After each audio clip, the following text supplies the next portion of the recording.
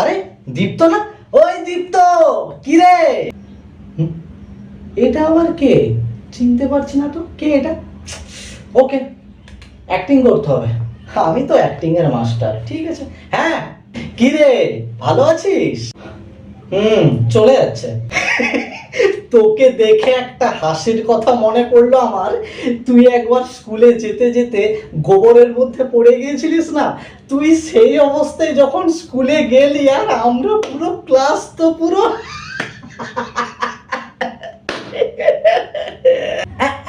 গোবর।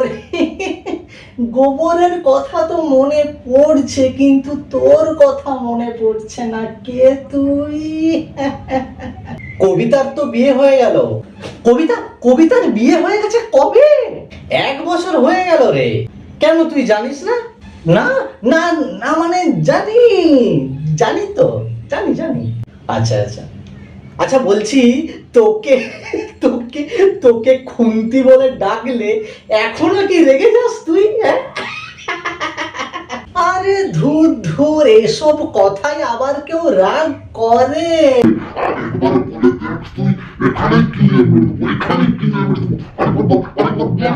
By the way, কালকে আমার জন্মদিন, তুই কিন্তু অবশ্যই অবশ্যই আসবি, ঠিক আছে?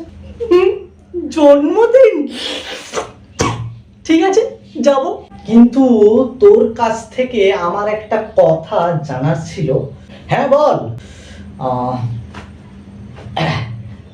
আমি না তোকে ঠিক চিনতে পারছি না, কি নাম তোর, বাড়ি কোথায়, প্লিজ একটু বলবি?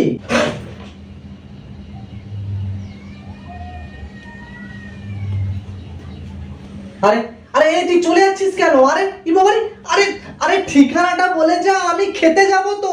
আরে অনেকদিন ভালো মন্দ খাবার খাইনি, বলে যা।